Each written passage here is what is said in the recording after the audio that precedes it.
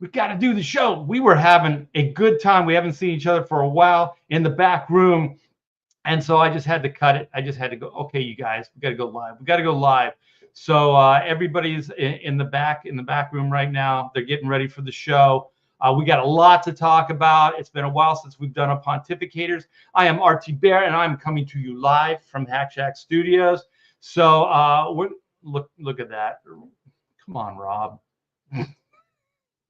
Rob is like just attention. Just look at this. It's always about Rob. But really, it's about Edwin the Ace. What's up, my friend? Volume 3 is live. So hell peeps. All right, you guys. Yeah, Pontificators, if you guys don't know, this is a show where we do round robin discussions, deep dives, pop culture. Just pop culture, mostly comic books, but also film, TV, different things. Sometimes we'll dabble into some politics, but not much. And basically just kind of have a good time. We talk pop culture to death on this show. Sometimes we go longer than 2 hours, but we haven't done one of those in a while. So I want to introduce some of these guys, my posse. So first off, we got Clint Helinski. What is up, my brother? Art, good to see you, my man. Not much. Just drawing and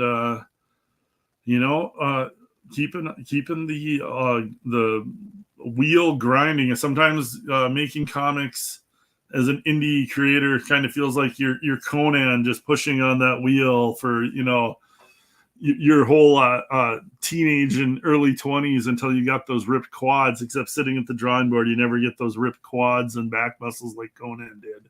Right, yeah. Who was the Thulsa Doom actor? He was the voice actor. Oh, James Earl Jones. Yeah, R.I.P.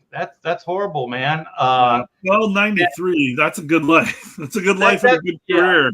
That's not bad, especially if you have quotable lines. Like I love the Thulsa Doom, like when he goes, "Come to me, sweetie," or whatever, "my sweet," and she just jumps off that cliff to her death. Yes. He goes, what is steel? But strong as the hand that wields it, or something like that. And then he has the girl jump, and he goes to Conan, and he goes, that's his power. And I'm like, oh, that's cool. That's cool. Yeah. But anyway, yeah, you had a killer vacation. I saw the pictures. You went to Vegas. And, a lot of fun in Vegas.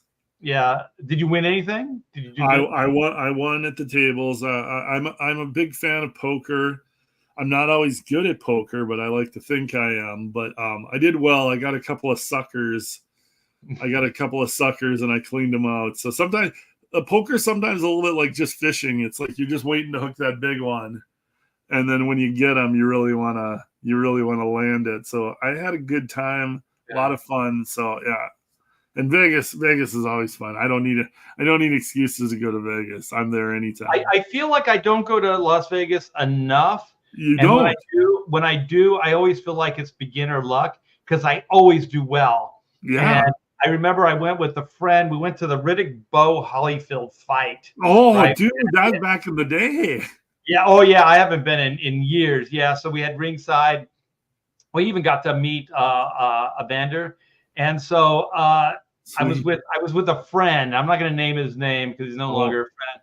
But anyway, he ran out of money like quick.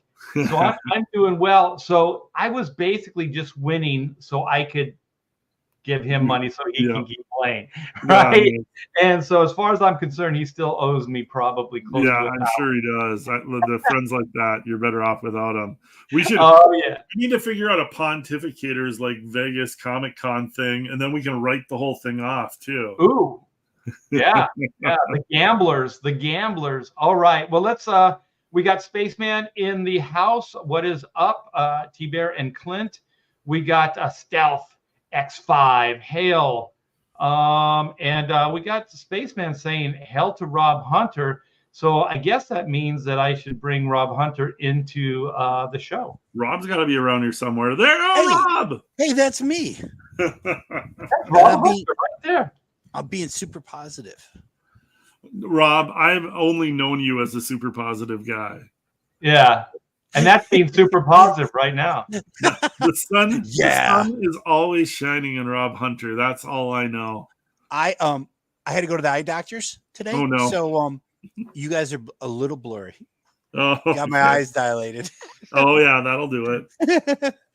Don't you always feel like because I think we've all been punched as a kid, but when you get punched in the eye, it feels like when they dilate your eyes at the doctors, right? Like your eyes are just slightly out of focus and you feel a little weird, not necessarily in any real pain, after the initial punch, but I'm talking about after, and your eyes just kind of aren't functioning properly. No, I know how to block. Never got punched in the eye. I knew how to block with my face. Yeah. Oh, you turn your head. Just get hit in the side of the head, get hit in the ear. I've been beat up by numerous people, like multiple people. I've been beat. Wait, You're such talking a sweet guy. I want to beat you up. I'll tell you right now, every fight I've ever been in has been on somebody else's account. Like I used to be that guy, like, oh, I'll get involved, right?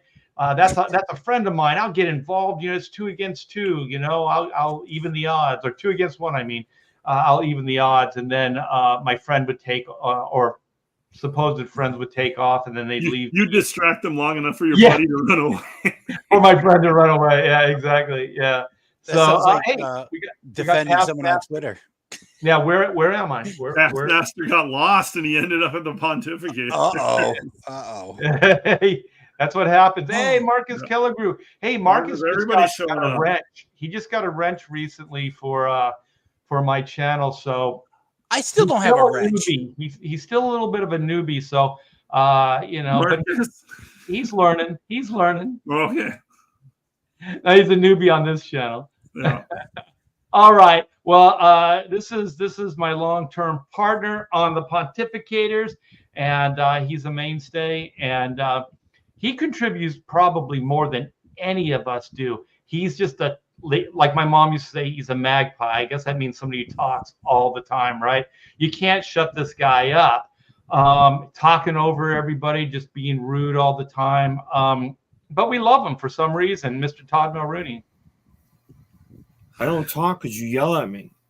Oh, you didn't want to tell the truth that before we were in the back room. Oh yeah, we're having fun. Oh, me and the guys, we haven't been together. You told, shut up, Todd. You're talking. It's true. He said it's an abusive relationship. I don't remember saying shut up, Todd, but everyone else. If that's what you heard, then I heard it. I heard it. Yeah, but Rob, let's face it. You had your ears dilated or whatever too when they were popping. He had air shot into his ear. He can't hear so well. So What?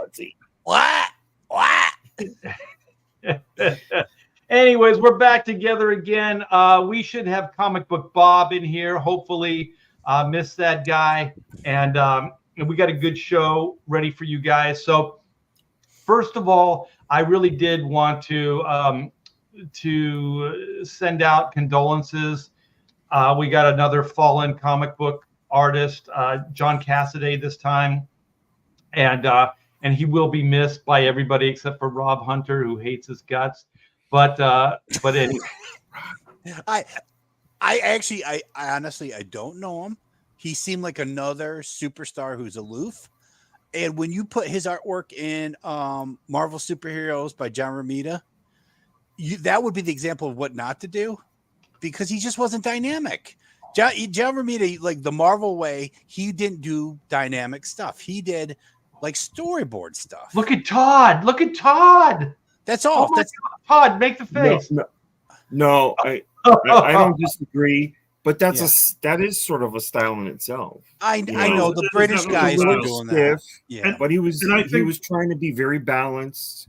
Yeah, very like he was adaptable. Like he could do something like Desperados, but then go over and do the X-Men stuff. But okay, he doesn't. But Steve, what's his name, was like that. He was all talking heads.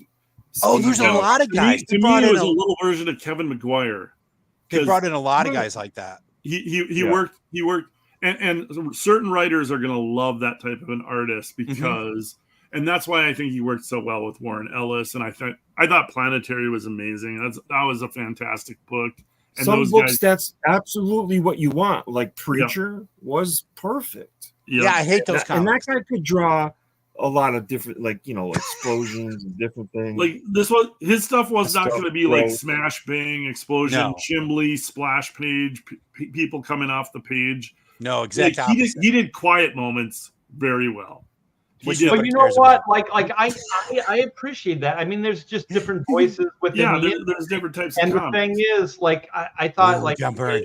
just Joss Whedon stuff on Yeah. X-Men, I thought that really worked for the story Yeah. and for what it was. I thought it was really good. And also, there was a trend, you know, like comics have these trends, and there was more of like this kind of subtle, like more realistic take on heroes. Yeah. And I think John was one of those early guys. And if you look at the trend, even, I mean, not until like recent is more like they'll just take whoever they can get. Yeah. But it started going more realistic. So the humans were more like Chris Evans exaggerated, but not like superhero comic book exaggerations. You know what I mean? So things were a little bit more grounded and rooted. So I have a question John about was that, one of Art. those guys that started that trend. I have a question.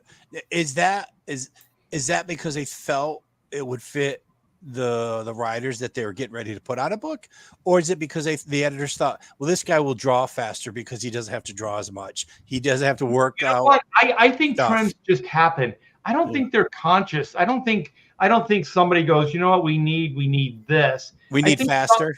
I think just somebody comes up the ranks and they're like, hey, look at that guy, and then they kind of create like stories or like creative teams around those people. You know what I mean? Versus like they're it's like a mandate, like, oh, you know what, we need more rooted and grounded comic books, or more exaggerated or more manga style or whatever. I don't think they, at least as long as I've been working, I've never heard anything really mandated. I would say like there was like a shift like at Wildstorm. And I would say it was the Warren Ellis storytelling. You know, Planetary and Authority were like kind of a relaunch of the Wildstorm universe after all the, you know, Wildcat stuff and Jim Lee and Travis and J. Scott Campbell. There was like a shift, and we're gonna go. And then they brought in for the ABC comics, they brought in Alan Moore. Yeah, blanking on his name, but you had Brian Hitch on Authority, who could do dynamic stuff, but he could also do the quiet and, I mean, very detailed scenery. Everything was very realistic. And that's kind of what Cassaday was doing, was very realistic, very grounded stuff. But he didn't do the dynamic the way, I mean, Hitch had that Alan Davis to him, you know, where he could like still do the big splash page stuff.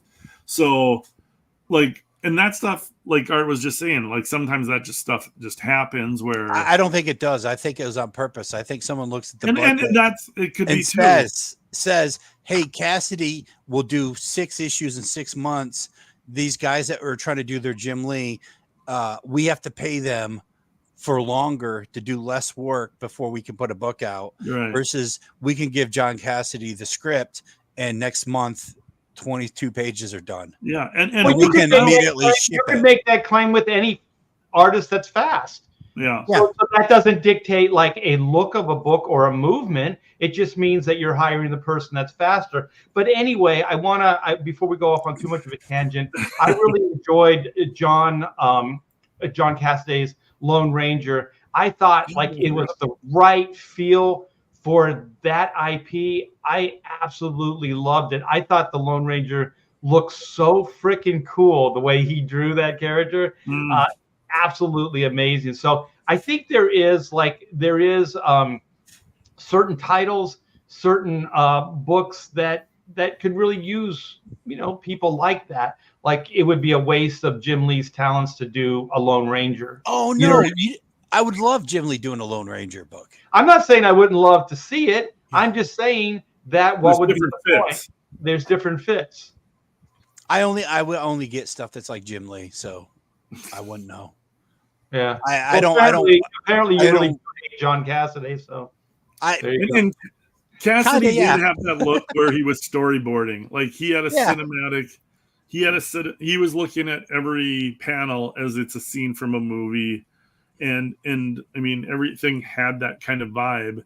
And when you got the right writer, like you said, with a new X-Men with Joss Whedon writes like he's writing a TV show. Yeah. Warren Ellis like thinks of things cinematically. It fits the story fits the artist. And then there was like the first time I really saw it. I'm sure it was done before, but like the right stuff, slow motion walk with the astronauts.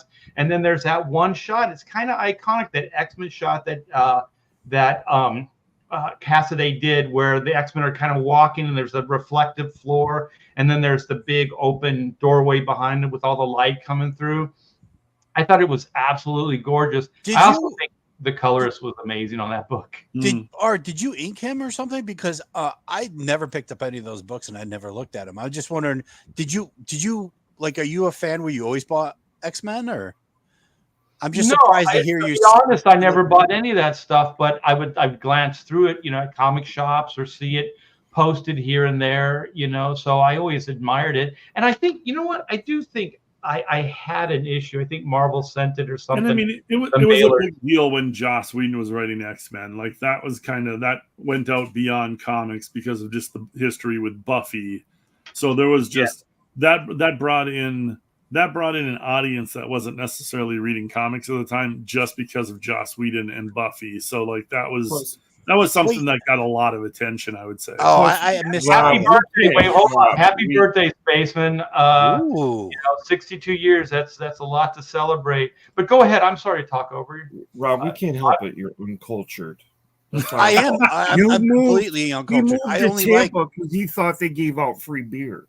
So I only like this much in comics.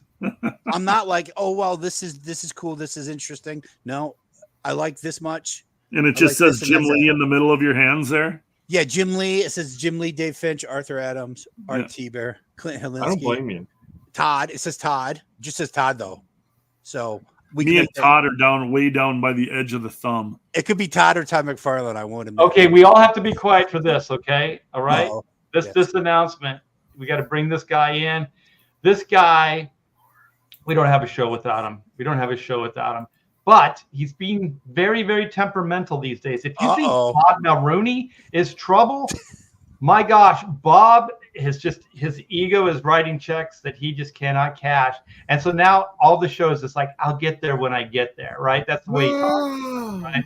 But we wouldn't have a show without him. So without further ado, Mr. Comic Book Bob, I'm glad you made it. The double salute. Son of a bitch, man. Freaking, I swear to God, man, I don't know what the hell happened, but my tech just decided to take a dump. Oh, okay. Do you have any of the storm? Because what is that storm that's coming in? Actually, Rob's probably feeling it. What is that? It's coming in. Oh, you mean Louisiana? It's in New Orleans. Louisiana. Yeah. Dolores? Yeah, I'm not. No. No, it wasn't that. It was just something between OBS and my browser decided like we don't want to talk anymore. So it's like, so I had to get into the guts of it and pull it in. Just last second I tried something. It was like, oh shit, it worked. Yeah, Bob's like Wolverine with his claws. He just got in his computer. Oh, sparks and holy Jesus. You guys have aged, man. What's that? You guys have aged, man. We haven't streamed in 8 million years. My beard's white. Oh what the hell? Yeah, that's rough. Rob got a sex change apparently. I died twice. He got it back. He went female, and then he went back male. Weird. Yeah. No, I just went robot twice. I'm like, no, more robot, more cyborg. So you like the Bionic Man, the Bionic Rob. Mm-hmm. Yeah. Everybody gets a second pig heart. $6 man. Second pig heart. Yeah. First one doesn't always take. Pig heart number 6. Got a hamster valve. Give me that baboon. I want a baboon heart. I'm here, guys. I want a baboon heart. Oh my God. I'm walking around like Tony Stark. I got a battery I got to carry around. Is that like a 38-ounce Coke from McDonald's? There is nothing better than the fountain Coke. Bucket o' pop. Bucket Who are of you talking pop. to? Yeah. I gotta like the world's coming Water. apart. Like I guess there were some debates yesterday, The and world's going to hell again. we're all going to hell. Yeah. So what is this? Okay, here we go. All right. There was some senator something that flipped Oh out. God. He flipped out about Oh, like no. these billboards and stuff. And apparently this is a real billboard paid Oh for my by the God. Republican Party of Arizona, not authorized by any candidates or candidates committee. So eat less kittens, vote Oh Republican. God. Yeah. Do you know why? Yeah. Art, do you know why? Because Trump said something last night at the Because it's Springfield, Ohio. It's on video. Yeah. You've They got dropped Haitians. It's actually 20,000 they dropped 20,000 Haitians into Springfield, Ohio, and they're like killing the geese in the ponds.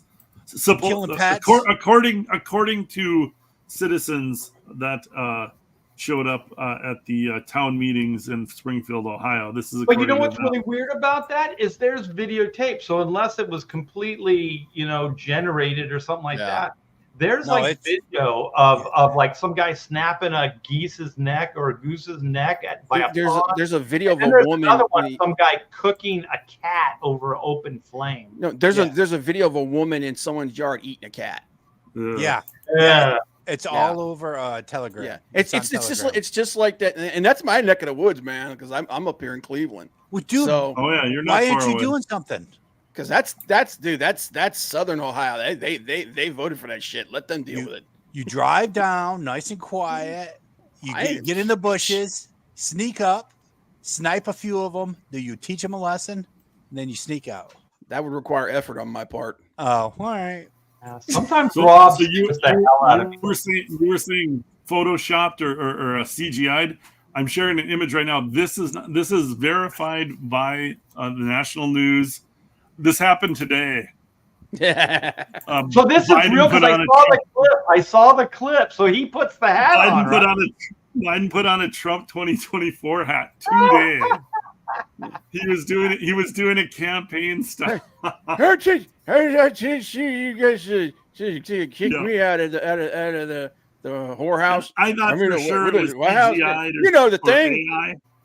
No, that's authentic. That's been authenticated by Oh the my news God. site. So. It's just That's like a good looking hat though, with the stars and stripes on the bill and Yeah. everything. That's a Oh, good yeah. looking hat. dude, well, that's like that whole Haitians eating ducks and dogs and stuff is just like those gangs that are taking over the apartment complexes in Colorado. Colorado and Aurora. They're all like the states are like, that's not happening, and then people are like people who are living down there like posting videos and going, yeah, it is. Showing videos of them busting Yeah. into apartments. It's like, Like, yeah, they're like- no, what's actually happening? You stack up a few bodies for the video. You Yep. do that a few weekends in a row. All of a sudden, there's no more immigration problem. Everyone starts leaving. Dude, I'm telling you, man. Sometimes you just gotta bust a couple caps on people. You know what? If you stop offering illegals houses and Oh, and that's, food, medical. and cell phones, and all kinds of shit, Dude, they'll like- stop like- coming too. Yeah. All I hear those that's a people. solid part of Trump's plan. Yeah. All those Not giving them free stuff to come here. all It would those be people, it would be dude, a noticeable improvement, right? I mean, it wouldn't take much. dude, Yeah. it's got like all those people that have been screaming for reparations and been told that they can't have them, and then all of a sudden, like 20 million illegal immigrants come up here and they're giving them $125,000 a year for free and then free health. And it's like they gotta be pissed as hell, man. Be like, wait a minute, you told us you couldn't do that, and then here you are, you're doing that for these people. Watch watched- some of those Chicago City Council meetings, and Oh, yeah. they're not happy. They're Oh. talking revolution. But you know what? They're talking They'll- revolution in Chicago. Come November, they'll still pull that donkey lever. Voting is Voting's we've retarded. given up on voting. Voting is it's finally people are going to just start shooting. Because You know what? You know how I think we should vote is we should vote with our wallet because it's the only thing they understand. Yeah. And I think it's going to come with the cost, but we need to stop paying our taxes.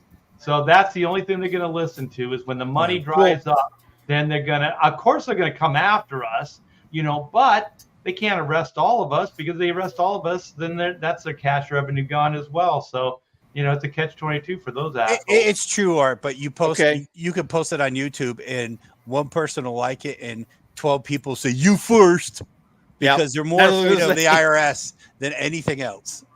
Yeah, you have to be willing to play the long game, right? Because of But course, no one else will. the short Everyone term, else.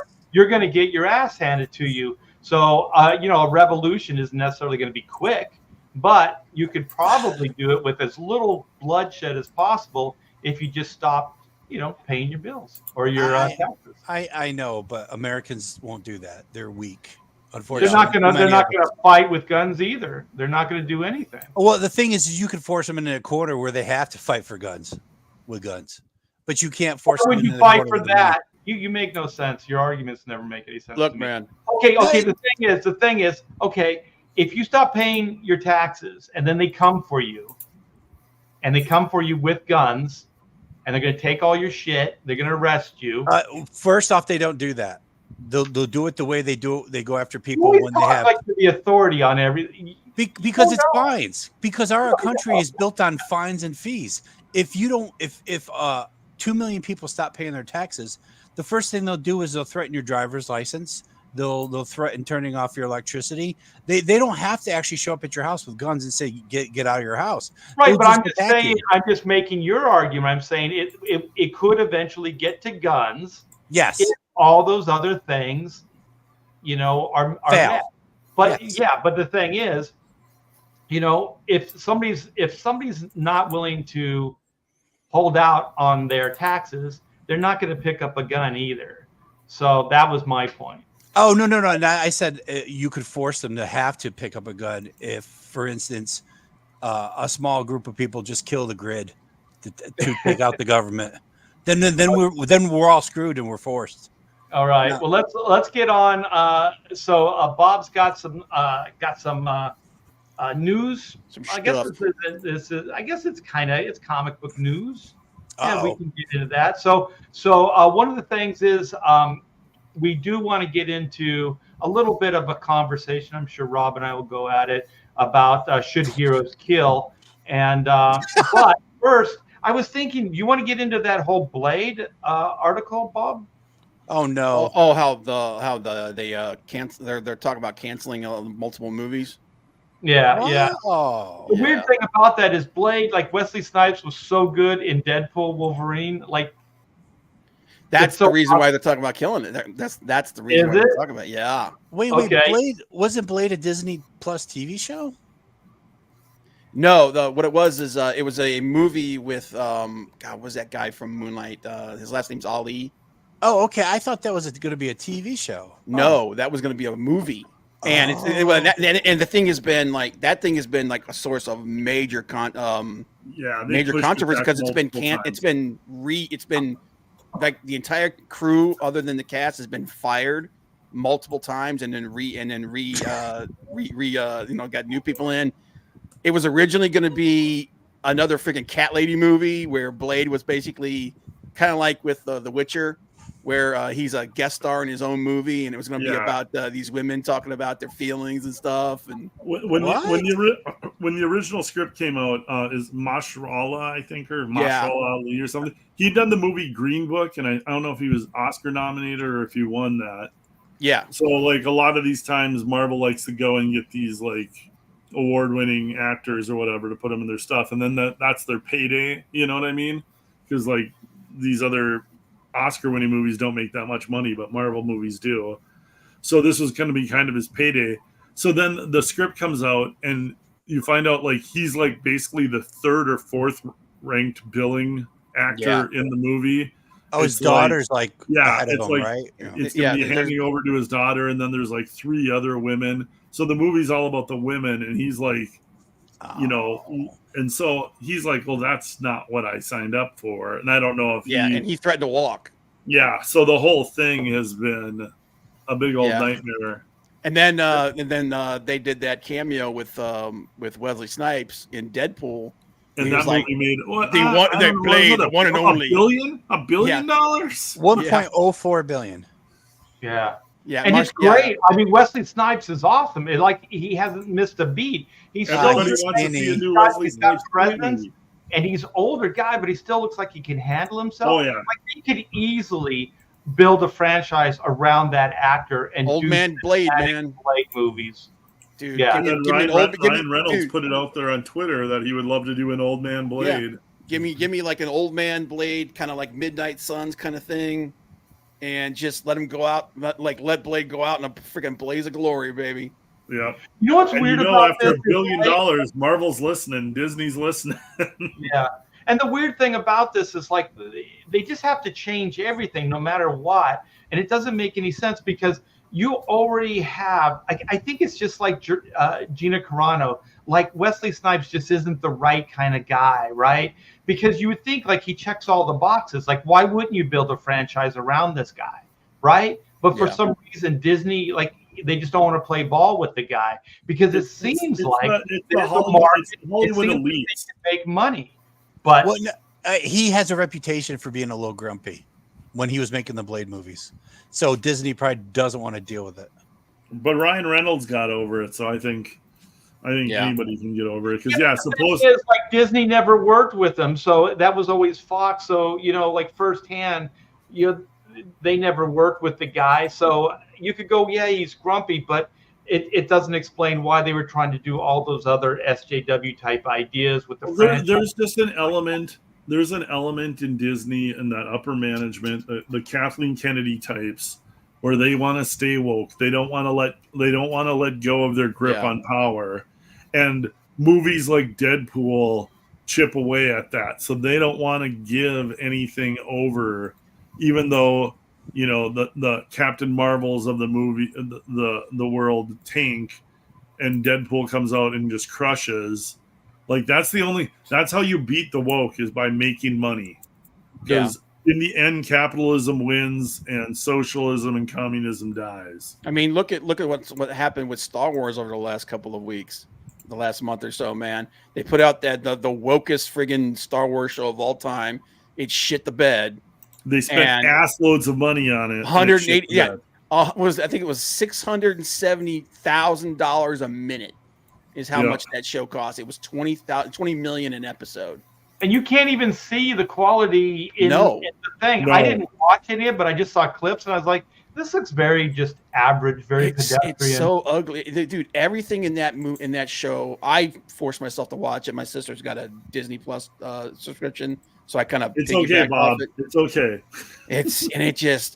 I watched the first 3 or 4 episodes of it, and I was like, I can't watch this. You guys, wait, hold on. Okay, on the count of 3, let's duck Fisney. Okay, Duck Fisney. 1, 2, 3. Duck Fisney. That's great. I hadn't seen that. I have a question. I thought that TV show did a great job of making Jedis as boring as effing possible. Oh was my that God. not what it was supposed to do? Forget all the woke shit. It made it horrible. They were so boring. It was literally like watching old ladies talk about cats. And it was a little kid. It was written really poorly. It was kid dialogue. It was bad. It was a kid show. It was bad fanfic. Yeah, the woke stuff didn't kill it. It's just bad writing. It was boring. I saw everybody refer to it as if you had Star Wars on the CW. It was worse. It was even worse. Like the look of it, it was like the effects and everything. Like it was just that's how bad it was. It looked like a bad CW show, but it was literally like when your action adventure show is literally described by even the people that support it as being slow, and boring. You got a serious problem. Yes. You know those kids shows in the 70s like Land of the Lost? Yeah. It was written that poorly. It was that bad. It was literally like there was nothing wrong with Land of the Lost, Rob. You take that back. Yeah, you suck a pipe, dude. Yeah, you know what? Sleestacks rock. Marshall Will and Holly. Marshall Will and Holly went on an epic adventure, and you can't say anything other than that. I will not have that in the Pontificators. There was one action scene in the first episode, and that was the other thing too. It was a bait and switch because they made it look like Carrie-Ann Moss was going to be a big part of the show. Carrie-Ann Moss was a big. She's literally she's literally the entire show for like 30 minutes. I would have watched the whole show about her as the Jedi lead. But it like there's like a and it's a really stupid reason to fight too. There's like an action scene in the first episode for about 5 minutes, and then there isn't any more action until like episode 6. Mm-hmm. No, it was awful. It was bad, man. It was just like I'm watching this going like bullshit that we've been dealing with for the last 10 years, where they don't care about writing, they don't care about story, they just want to put in their politics. Even woke people were tearing that show apart, dude. Forbes just did an article saying that The Acolyte was canceled, and that's a good thing. Yeah, like and we know how freaking woke Forbes is. Yeah, there's not the people that defended it are the people that are like, you know, purple hair and screaming at you on the streets. So. And like and the big article now is like Kathleen Kennedy wants to leave Star Wars, but she doesn't want to leave on a low note like that because she knows it sucks. So she's like, I want to leave on a win. She's never going to leave on a high note. It's impossible with the people in charge. You know, it's like shit in, shit out. That's all there is. Like it's all about leadership. She's a horrible leader, and also she can't get out of the way and hire good people to run the show. She had Jon Favreau. She didn't want to give that guy power. She had a strong female, which is Gina Carano. She had to destroy that. It's all got to be on her terms, and she's got to be the one that does it. And it's just not going to happen. It's just like Bob Iger. These are not creative people. No. They can't do it. They can't make it happen. At best, they can hire people that can do it, but they're not even willing to do that, because then that would show that they don't know what they're doing. If you get a functional person in, they're going to make you look really bad if you don't know what you're doing.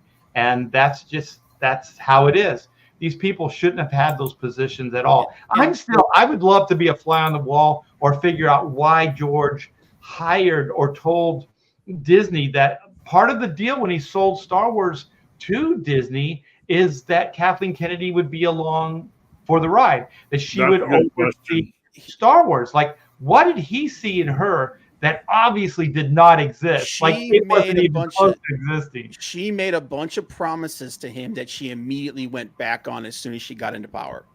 She told him, like, because he actually laid out how he wanted Star Wars to go after he was done. Like the sequel trilogy, he had a completely different idea for the sequel trilogy than what happened. And they said, we are going to, and that was one of the things, because she was basically like a producer. She was not a creative person. She didn't inject herself creatively. She was the secretary. She was a business. Spielberg and Lucas's secretary. Well, she was one of their main producers, but she wasn't injecting herself into everything creatively. As soon as she got into power, she started making creative changes, and that's where she was also. Let's not overlook the reason her last name is Kennedy is because she was married to what is the Kennedy, the guy that was the real producer on all those films. Yeah. But the thing is like, and just one last thing about how, like, I don't know how they could not have possibly realized that show was going to fail, because even within the context of its own story, the themes that they claimed they wanted to go for, it made no freaking sense. Like the whole thing is that the only character who's even remotely interesting is the guy from Squid Game, and he plays a character named Master Saul. Yeah. He kills one of the evil lesbian space witches and later on she blames it, like, you killed my mother. It's like, she literally turns into a demonic smoke demon and starts to disintegrate her own daughter right in front of the guy. He's like, I gotta save the kid, so he kills her, and then she goes, I was letting her go. He's like, that's letting her go? You're like, she's literally dissolving right in front of me. And I'm like the visual of what they were doing doesn't match the whole storyline idea. It's like, who thought this was a creatively good idea? It was like super ambiguous on purpose so they could change it if they wanted to. Yeah.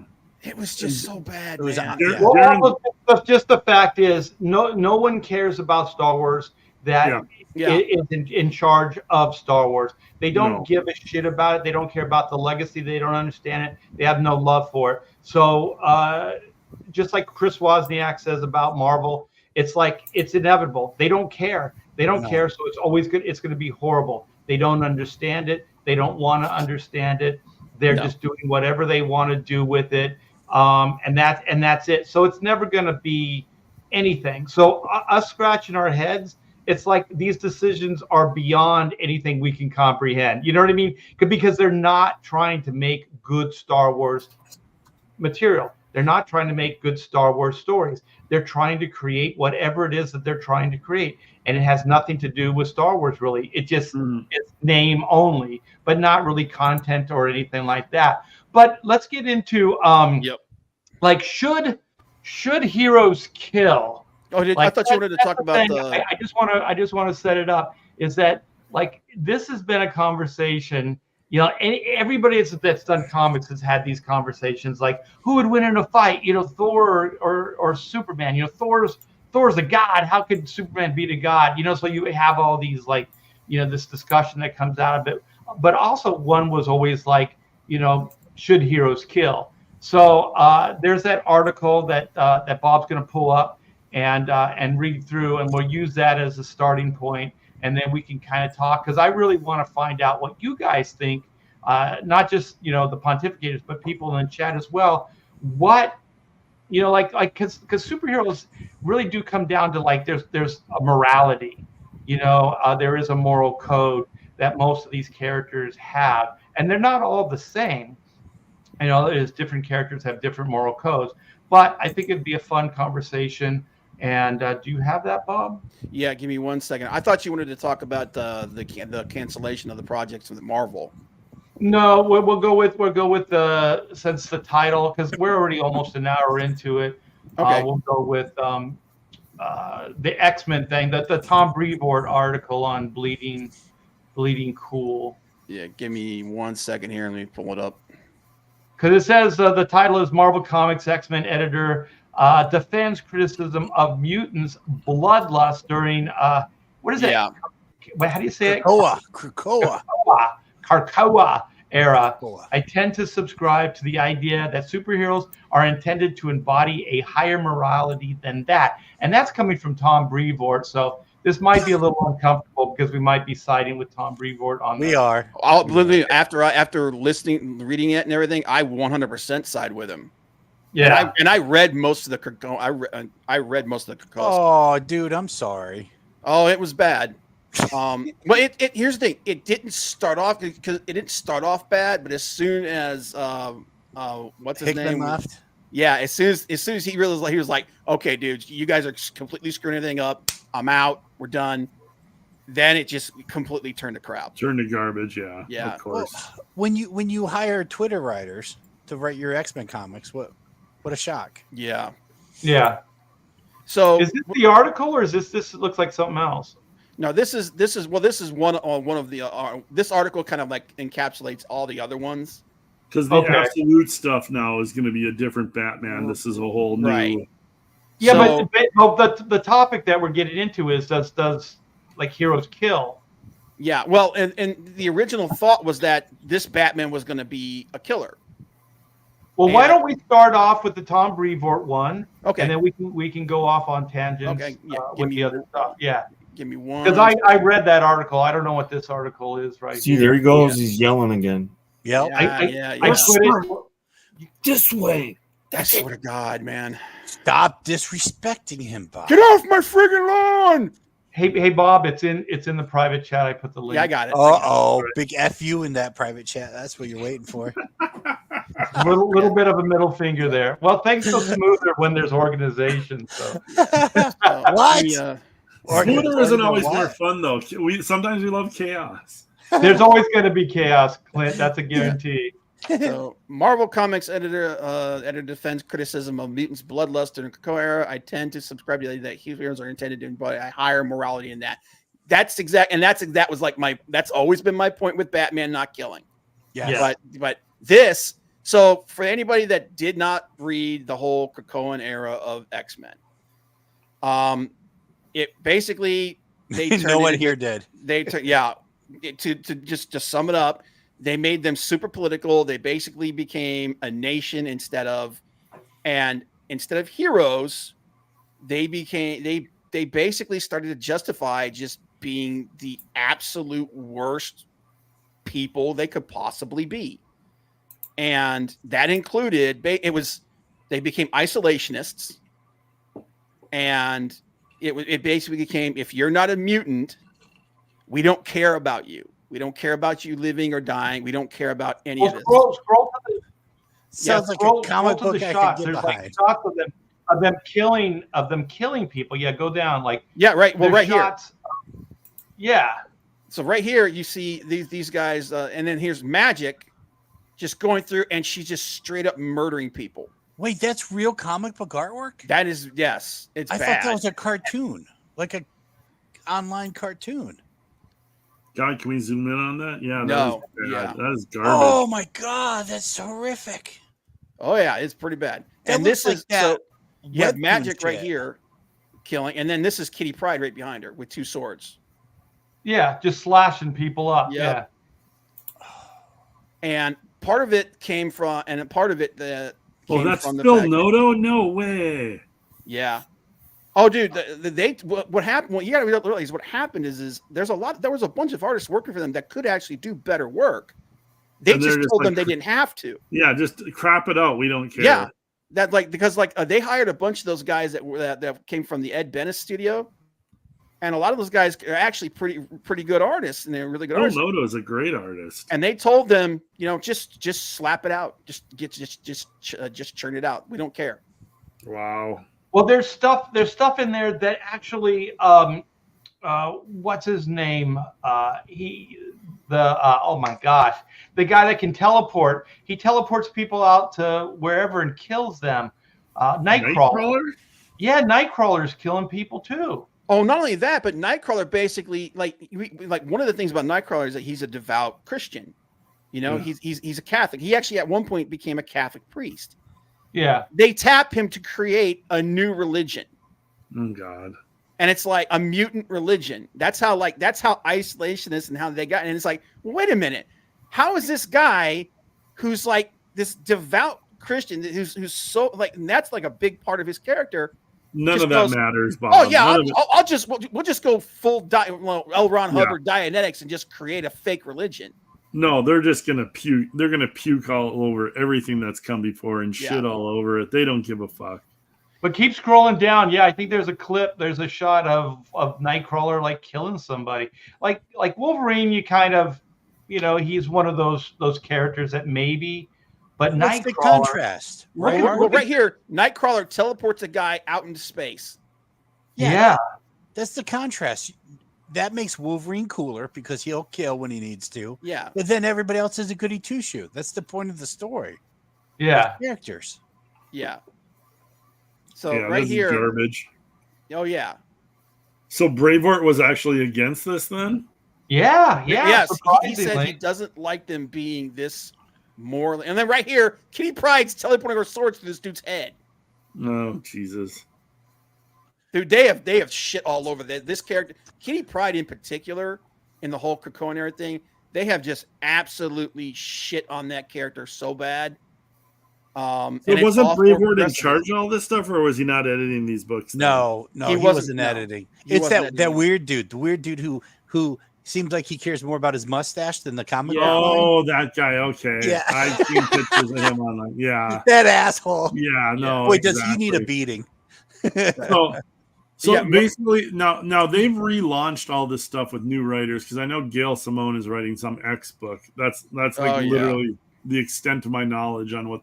So they've kind of dumped all this Krakoa stuff and it's just as horrible. They've extended, okay. yeah. They've Wes from Thinking Critical said that they've extended the Krakoa. They said that it was a restart, but they just keep pushing the same ideas, and most of it's horrific. Yeah, and then right here, and Emma Frost. I mean, it's Emma Frost, so her being a bad guy, I don't have. If she's supposed to be a bad guy, I don't have a problem with it because she's the White Queen, right?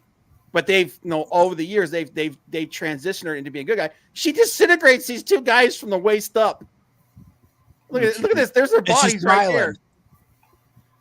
And these people are on the street. They're like, "What the hell?" Yeah, this is not the X-Men. You know, this is those writers trying to be like Garth Ennis and those guys being edgy, being that British gore, boring than gore, I'm gonna tell you boring something, than man. shock. I'm gonna tell you something. Look at this panel in particular. Every time I think that my art sucks, I take a look at one of these books and I see a panel like this, and I realize, Jesus Christ, dude, I could look at it. Here's the line. Here's the bricks. There's some real interesting perspective lines. Yeah, there's some That's all non-Euclidean computer. architecture in this, man. It's all shit computer. It's drawn on the computer as fast as possible. This is so, but like look at the text, like look at the the bricks, and then here's the door, Yeah. and it's like, Hey, Yeah, but look at the car as well. Like that is a Someone else in the huge, background. huge car. Look where that tire is. That The is a tire giant should be car. around where your knee. You know what I mean? The whole thing. yeah. It's clip art. It's at eye level. Even The top of the as- tire is at eye level. as amateur as at art as I am, I'm looking at this going, that car is literally like 10 feet tall. And the And- thing is Phil Noto's a good artist. Like, but That's not him doing the background. So. no, yeah, that you're right there. That's Yeah, his someone else. assistant. You know what happens sometimes, and I mean that car and the perspective's off in the drawing, but sometimes colorists come in there and think that, oh, you know what, let's add some detail, and so maybe that wall was painted in by the colorist. It might have been. But They're a does bad colorist then. Phil do his own color work though? Yeah, well, Not on probably this. not if he's under deadline pressure. This is not a painted book like he sometimes does. Yeah. Okay, because I've seen stuff like this done before, where a colorist is like, I want to add some detail I think here, Art's right but with they the don't understand the perspective at all. The bricks, Yeah. that's the colorist, because those aren't dark lines. Yeah. Yeah, And the I gotta bricks. say, this is some amazing texture going on in this book. I'm telling you something. But again, like I've actually talked to a couple of artists like, at conventions and stuff, and literally they say that like they're told like the turnaround on these books is ridiculous. They're like just crap it out. So let me ask you what you think the fatal flaw is. What's missing in this drawing to really frig it up? It just looks flat. It's just a boring shot. It's Just a that boring bottom shot. shadow. You know, You can't have people hovering on the sidewalk without a shadow. Right. That's what, like this doesn't look like it exists in any kind of a real 3D world in any kind of way, shape, or form. I don't even think it's just the drawing. The drawing is bad. Okay, we all agree on that. But the shot is just boring. Like Yeah. you could take the shot from like close up of that guy getting cuffed, you know, and then you could show the background there, or you could show it from the dead bodies up, you know, like flip the camera around and show it from the bodies up. Like it's not dynamic, and it's just boring. It's boring as all hell. It's kind of like a first draft. You know, sometimes when you're drawing things out and you're like stuff This out, is a sketch. okay, this is a street scene. These people are here, blah, blah, blah. But this is just, the execution's poor, and just the layout is just unimaginative. It's just boring. It's just, that's it. It's boring. Fault is it? Is this the editor's fault, or is this an artist who said, "Where's my check"? It's no fault. This is an artist where the deadline is like, get it done, and I don't really give a shit. Yeah. So the artist doesn't care at all. Well, the artist comic probably I don't think he cares. He can. doesn't want to put out crap, but he's also like wants to get his next job from that editor. Yeah, I think, because this, I I think think this is not have the time to care. this is an artist whose soul has been crushed. I mean, I sacrificed. And on this particular project, I think he's just like, I'm washing my hands of it. I sacrificed a lot to do Death Raider to my utmost ability. So when I see this and you just go, oh, well, he didn't have the time. He just crapped it out. Yeah, this is basically, you know, it's like, I think it's a little bit of everything that we just said. I think it's, you know, he wants to keep working. He wants to work on his next project. He wants to work on things, you know, maybe work on something he actually cares about. And they're like, you know, just pump it out, get it out, get it out, get it out, get it out. You know editors, Rob. If an editor tells you, I just need this today, I don't care what it looks like. Just get it to me. And you want to work with that editor again, what are you gonna do? I don't do it. Does anyone remember the insert for Wizard. It was called Beautiful Killer. That was the first time we saw Noto, yeah. Oh yeah, some Phil gorgeous Noto, yeah. Phil Noto stuff. Was I remember- amazing. I remember. Oh, And you know what? He Beautiful was Killer, I a don't remember the Disney. insert. He was a Disney in betweener or cleanup. I think he was a cleanup artist at Disney.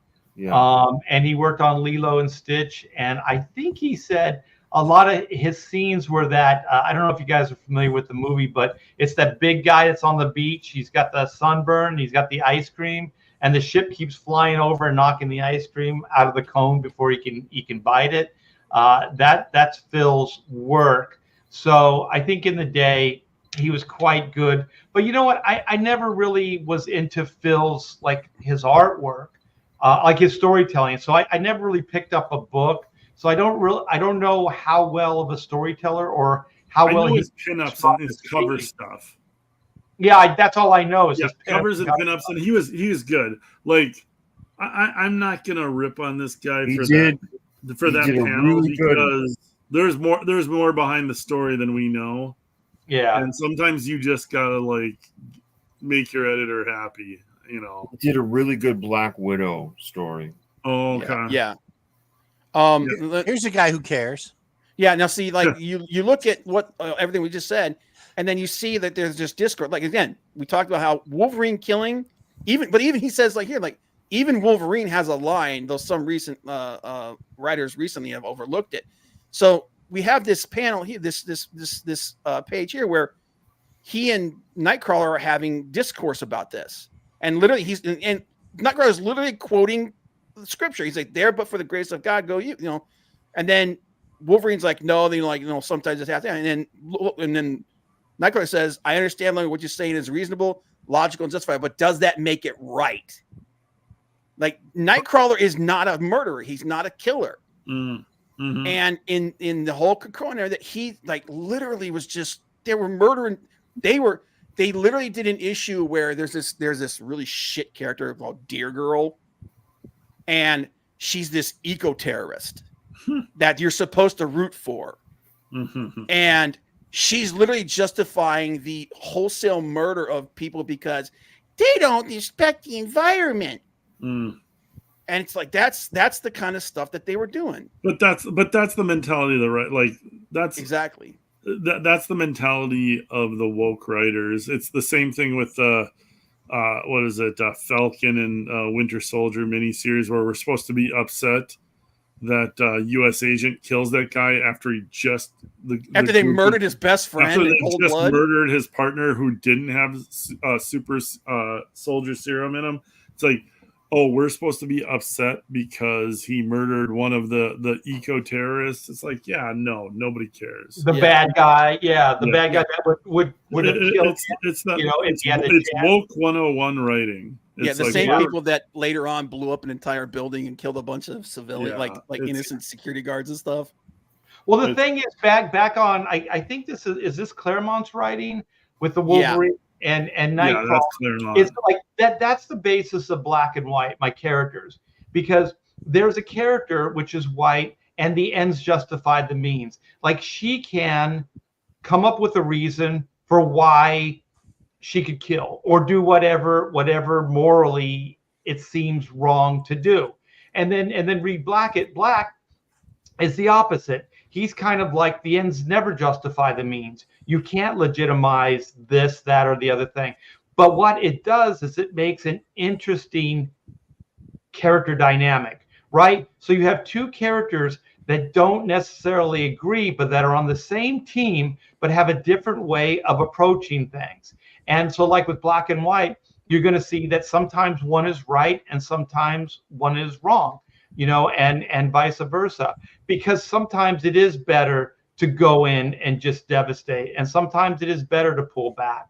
You know what I mean? It's not always one or the other. And so the cool thing about when the X-Men was written well and you had this dynamic is you had that. So not always was one right or one was always wrong. there were moments when one could be right and one could be, right as well. So that's the way that these things work. And then it becomes like a fun moral kind of storyline, right? So you could go, well, I agree with this character here, but I don't agree with this character there. I would never do this. This doesn't make a hero, that type of thing. Yeah. But when you just have the X-Men, and from what Brevoort was saying and the article was saying early on, that they were enjoying killing too. The X-Men were kind of getting off on. Well, there were scenes where they were like giddy about it. Yeah. So that's the thing, is like, even if they're the bad guys or whatever, you should never have that. There should always be a little bit of a heavy heart, if you indeed kill or be killed. There are those moments. It shows you the moral deficiencies that these woke writers have too, that they think the heroes are like happy and giddy about killing people that don't disagree with them. It's the woke power fantasy. It's you don't agree with my principles? Well, then I'll kill you. And the whole thing that Hickman, I think, was trying to build was the fact that the path they were going down was a bad path. And because they started doing that thing where they tried to turn what they were doing into kind of like this insane ideology where, like, when they were like the mutants that they would bring back, who had lost all their powers and everything, they would resurrect them. But before you could be resurrected, you had to be killed in front of everybody else. Like you had to go, like literally they had this thing where they would go to another, to one of the X-Men, and they would ask them to be their executioner. And it was like they were playing up this thing where like they were like, yes, you're going to be resurrected and everything. But it was like it was basically like they were flaunting death. And at one point, like, death became meaningless. Like literally, the violence became meaningless because death was meaningless. Again, there goes the drama. Woke what a writing dumb making idea. a joke out of like serious like storylines. It's like once you make death meaningless, then like what is like? Well, then why fight for life? Why fight to save people? Yeah. If your mindset is that, then you have no love for your fellow man. You have no consideration. And at that point, why are you even a hero? Like, if you don't, any kind of drama the story might have. If you're not going to fight for the little guy, and you're not going to fight to defend them, then what's the point at all? I mean, just because somebody shoots at you with a gun and you have these superpowers, does that give you the right to kill somebody? And also, for me, I think that when you have heroes kill, then I think if you're going to look at it in any kind of realistic way, there's ramifications to that. So, like, if you kill, there is law. Like, even cops, if they kill somebody, even if it's to save their lives or to save somebody else's life, there's still a trial. There's still due process. Those people still have a voice. Like, if you're going to do these things, then the problem is it starts falling apart. Like, these superhero ideas fall apart when you scrutinize it that way. So also, morality wise, it's better for them not to kill. And also, if you're going to try to be realistic with it, or at least not bring up any more future problems with the characters, then don't have them kill. Because if the X-Men are out there killing willy-nilly, society is not going to be okay with that. And also, the Avengers are not going to be okay with that. And other characters, other heroes are not going to be okay with that. So they're going to go hunt those people down. So you can't just do this, no matter what kind of like visceral like reaction you get when you're reading this thing. That's why there's a character named Batman who doesn't kill, and he abides by a certain code of ethics. And then you have Punisher, who the ends justify the mean. The Punisher is a wish fulfillment for Batman. You know what I mean? Like, he's a character that will do the things that you wish sometimes Batman would do, right? So you read Punisher for that. But also, if you're writing the Punisher in a fair way, then you realize that there's a lot of backlash that comes with that. You know what I mean? Like, he's not just getting away with it. Well, even the Punisher didn't revel in killing. It was war. It was war. Exactly. Yeah, it was a grim, dark, dirty terrible thing that he took upon himself because he felt he got out of revenge, out of loss, and just his I'm declaring war on this thing so that what happened to me doesn't happen to anybody else. He's Batman. It's like you said, exactly. He's the opposite of Batman. He's Batman to the extreme. Yeah. Yeah. Plus, there's a logistic. Punisher didn't have a rogues gallery, so he can go around just killing all these cannon fodder. You can't have Batman killing his rogues gallery because they're too popular. It's too good. Yeah.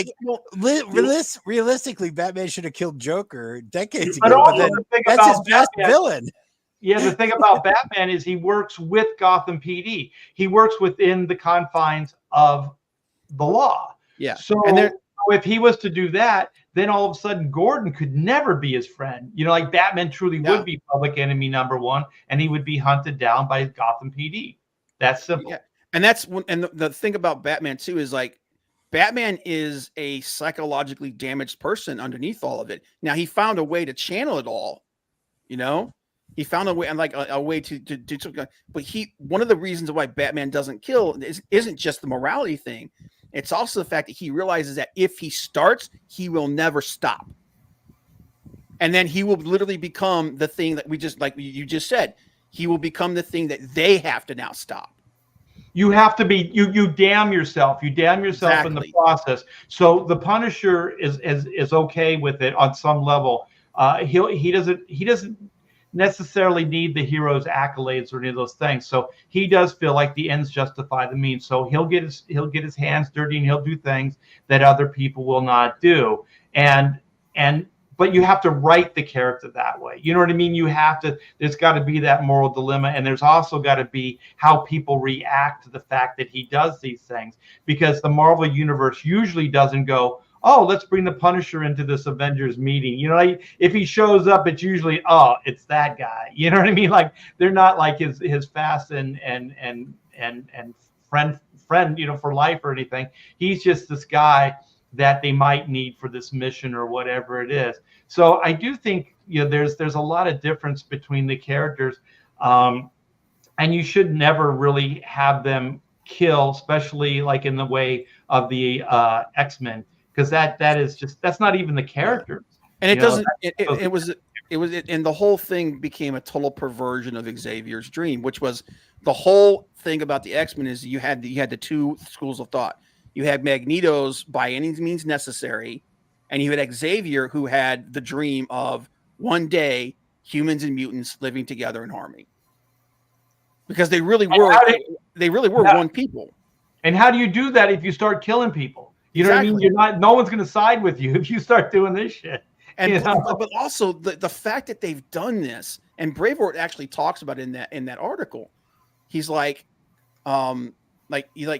people are welcome to disagree with me on this, but it's my X line now, and that means at least for the time being, the way that I'm going to do it, no killing unless absolutely necessary. If there's no other option open to them, but at this point, the damage is done. The world would if they're still doing, continuity and canon, how is the world ever going to trust them again after this?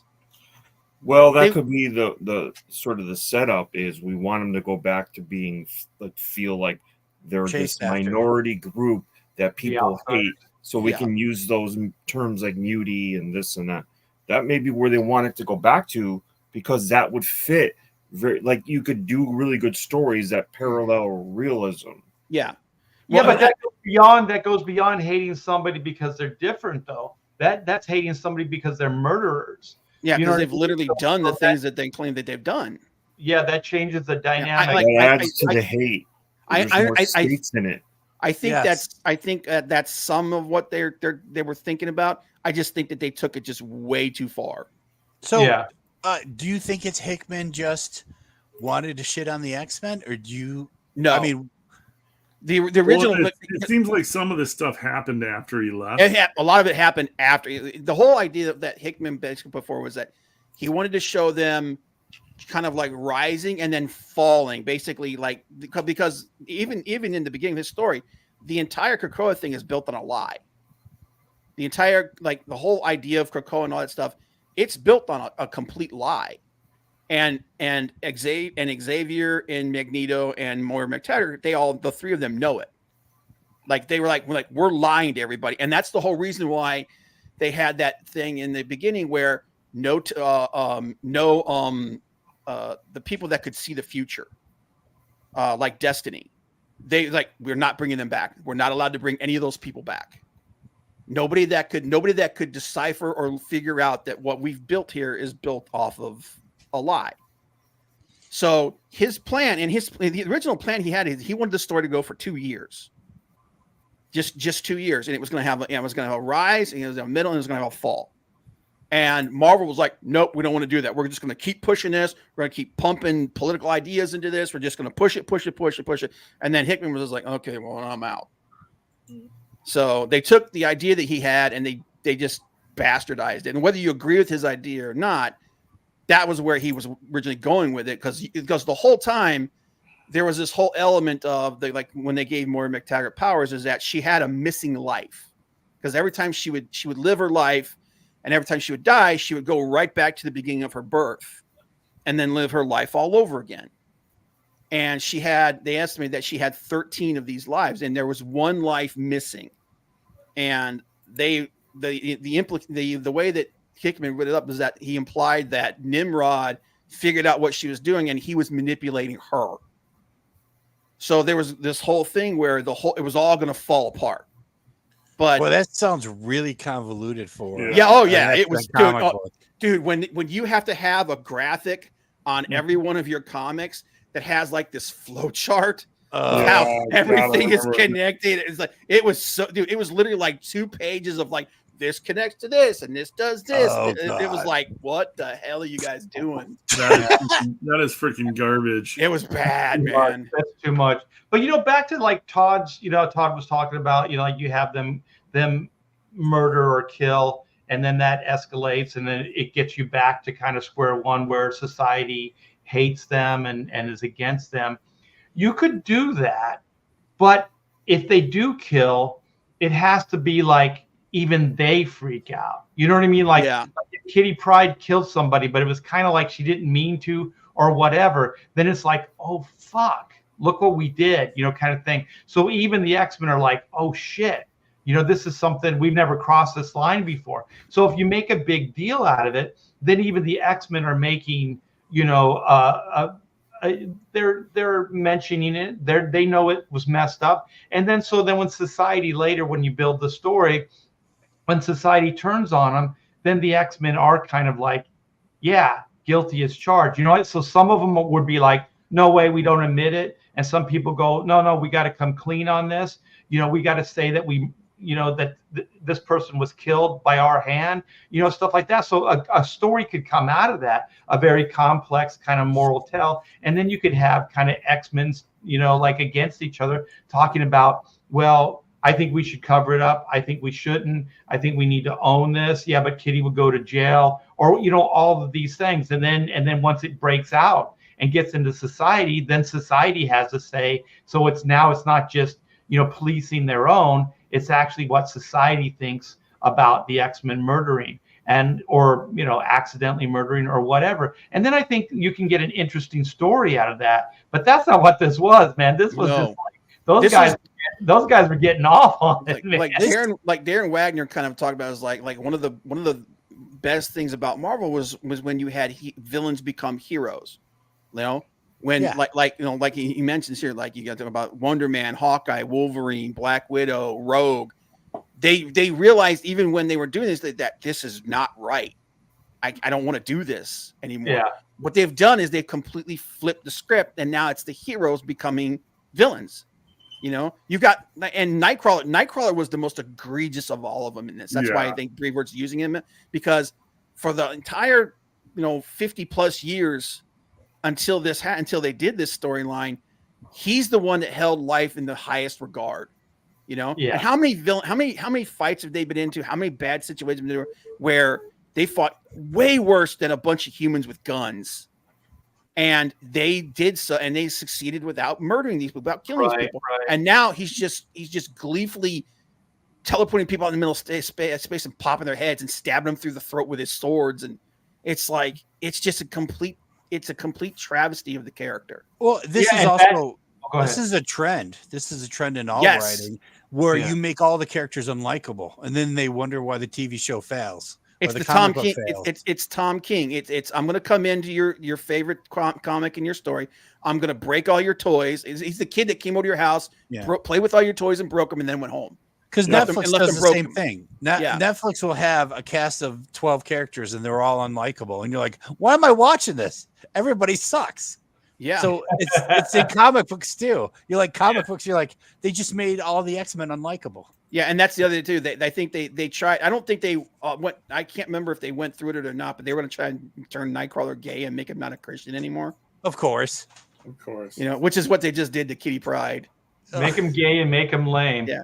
So they took so Kitty Pryde and Colossus, who were one of the biggest romance stories in comics. They've just completely shit all over it, and now he's sought for Ilyana. They've only got sure. two. They've only got two moves: make him gay, make him lame. Yep.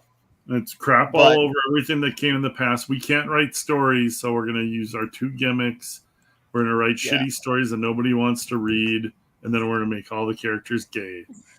And it's, Yeah, everybody I mean, lives in this gray area. It's not even a cliche. It's not even- It's just garbage. It's just they puke out garbage, and then they wonder why nobody buys comics. It's just completely lame, is what it is. It's not even gray. Gray would be even if your morality is gray, you still look at the situation like this is a big deal. You know, You know what's weird is they don't really have the analytics that supports where they right. really That's go. the other. Yes. And I could see if they did, and I'd be like, well, comics aren't for me anymore. You know, they're for this group. Yeah. And that'd be okay, but it doesn't. No, Yeah. there's nobody. There's no audience. Right. Dude, look at when they did Man of Steel and they had Superman break Zod's neck. I 100% know what he was doing a nod to. He was doing that nod to storyline where Superman killed the two Kryptonians that were murdering everybody. Okay, but when he did that, like that broke that act literally broke Superman. Like being forced to kill those two Kryptonians, and it was so controversial. And that was what 35, 40 years ago. 80, mid to late 80s, 87. Yeah, mid 80s, like 87, 87. 87, like so that was like almost 40 years ago at this point. So And the thing about and then doing even when they did it in the movie, it was divisive. So that people that they're supposedly doing this for, I don't think that crowd really exists. Yeah, Well, the thing exactly. about doing what you said, okay, so the Snyder versus the comic version, like the comic book version, a story came out of that. Yeah. It was the story. The Zack Snyder thing was just a means to an end. You know what I mean? It wasn't the story. That should have been the story. Yeah. Superman kills, right? That's the story. And the thing is, I heard people defending the Zack Snyder stuff and they go, oh, well, he had to, blah, blah, blah, because that's kind of where the story led to. And it's like, yeah, the story led to it, but this isn't real life. Zack Snyder made that story up. He could have told that story in a bunch of different ways. It didn't have to end with Superman killing Zod. It didn't have to end that way. He chose to make it end that way. It wasn't like this was ripped out of the headlines, like this is based on some kind of real life and that event. comes from the fact that he himself has said, I don't believe in heroes that don't kill. Right. He says And- he doesn't believe in altruism. He doesn't believe No. in somebody sacrificing themselves for the greater good or any of those things. And so, you know, you go, okay, well, that's not Superman. You shouldn't be working on this book, or you shouldn't be, you know, writing this movie or whatever it is, because that's a horrible mindset. You can never write a true hero if that's your mindset. You can never do it, you know. And at least like Joss Whedon was like, you know, he's not a, you know, he's kind of like comes out when he's writing the Avengers and he says, you know, bad stuff about Captain America being a jingoistic, flag waving, whatever, you know. He said, I don't believe in any of those things. He said, but I write Captain America, Steve Rogers as Captain America, Steve Rogers. That's the character. So it doesn't matter how I feel or how I think, that's the character. So these writers really do have to distance themselves from how they feel, and they have to write to the character. Otherwise, just create your own stuff. Like, don't be writing, you know, Superman or Captain America or any of these books, because you're not suited for it. You're not even qualified. Your mindset is completely wrong. And the thing is, like you said, after that happened in the comics, it destroyed him. Yeah. Like he had this massive crisis of faith. He was like, and like there was, and I think it was like for a while. I'm like, didn't he go off like out into space for a while? And he was just like, it broke it. It literally broke him that he was forced to do that. He was forced to do that. And even then, people were still like, shouldn't have done that. That's not Superman. You shouldn't have done that. Superman finds a way. That's why he's Superman. Right. And they felt like it went against the character. It becomes a great story. Yes. You know what I mean? Because story comes out of that. And we're still talking about today. These guys are just doing things just for sensationalism, for whatever, like one and dones, but they have no real, they have no even real story point to them or character point. It's just done because it's like, oh, let's have magic just slaughter some people with that giant sword. You know what I mean? Like, yeah, and I think Danke's right about it. And it didn't come out of, I think he saw that storyline element and he was like, oh, see, I can use this as justification for the way I feel about superheroes. Because that did not come out of that story. That came out of Zack Snyder doesn't think superheroes shouldn't kill. Yeah, and the thing is, these ideas can take place. Like there's the Boys, and there's Planetary, and what are some of the other ones that are like they're edgier versions of superheroes or super teams? Like you can play with these ideas, in other books, but that's not these characters. The main Marvel, or DC. Right. And that's, go ahead. Oh, I think, and that's where should superheroes kill? Superman, Batman, Spider-Man, your mainstream Captain America should not kill. But you can write a superhero story where killing fits in, and you're better off with a one-off story, like with that type of miniseries type thing, create a new character, something like that. Then you can work in those parameters with the hero killing because it's finite. But I mean, your corporate superheroes, Batman underwear, Batman t-shirts sell way more than the comics. You want little kids wearing a Batman t-shirt. So he's never killing Joker, never should kill the Joker. And those core characters, they're paragons. Yeah. They're the new pantheon. They're paragons. Yeah. They're not the supposed mythology. to be. They're you can reflect things in humanity and society in them, but they're not supposed to be us. They're supposed to be better than us. Vampires are already dead. Leg kick. Yeah. It's a fantasy. Baron Blood was asking for it, and even then, Cap didn't want to do it.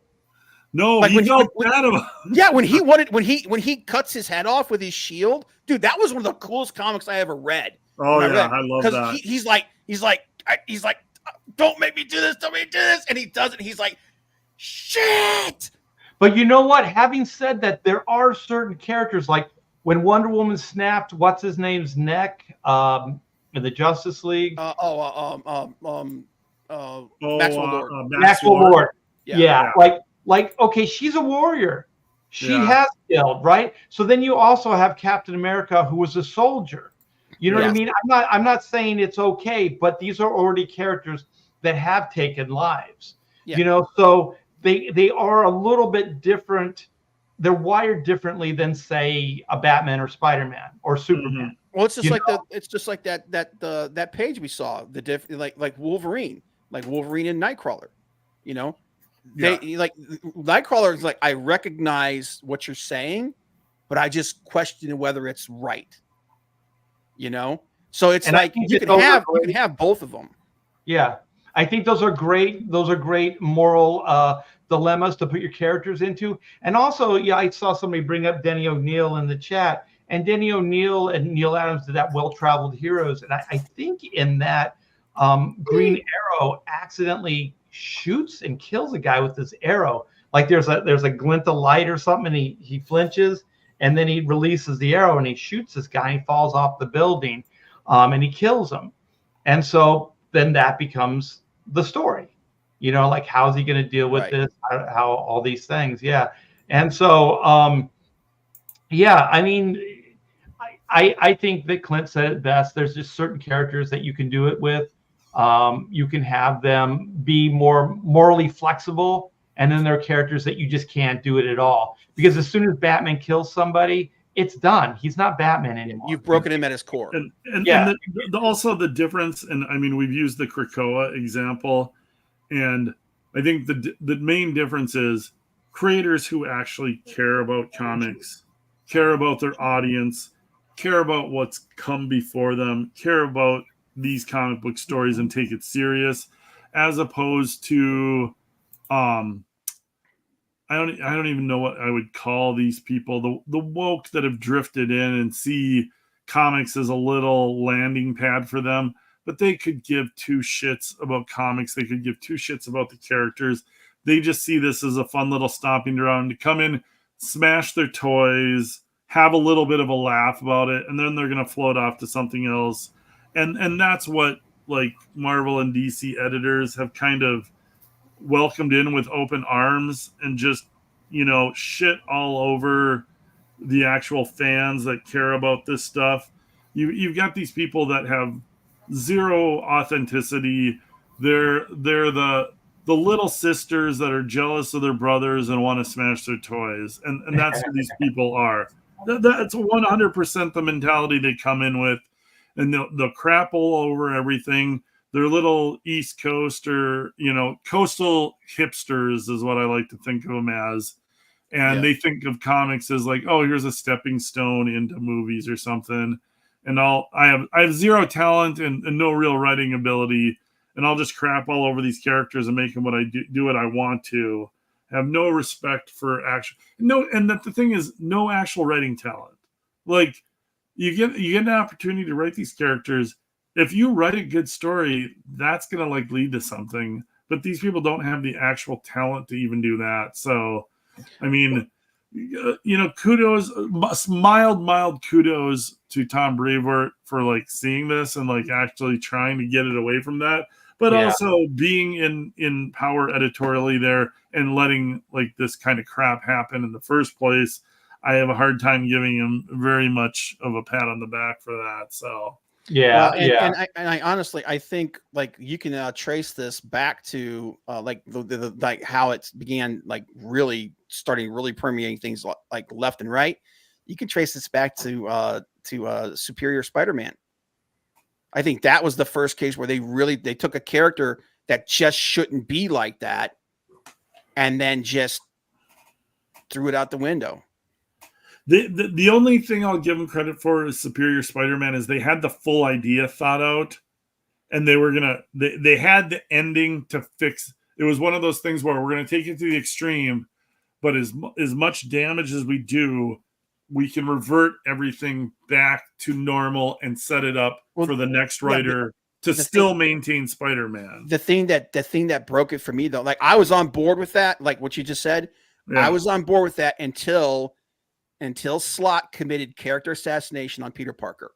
And in that moment, because like there's one thing, Peter cannot put his own life ahead of somebody else. It's too far off for me to remember the specifics. What broke it for me was when Peter was like, his mind was still existed inside of his body, and that's right. Okay. did to him, and he was able to influence Otto. Without Otto realizing it. And Otto, there was a girl, she was about to die, and Peter's like, I gotta save her, but if I do it, he's gonna know I'm here. I can't do it. And he stopped, and he hesitates, and then Otto saves her, and that's when Peter is like that was basically Slott trying to push his moral relativism into it and say that Peter wasn't the hero. It's like, no, you can't do that. You're committing character assassination. No pun intended, on Peter Parker. Peter Parker literally dove in front of a bullet to save one of his villains. You're right. Can't break the character at his core. And you're right with that, but that's way subtler, way more nuanced than just Nightcrawler just up and just like off. Oh no, I'm not comparing those two. Like it's the slippery slope that like it probably began with that, and then they just kind of like keep, you know.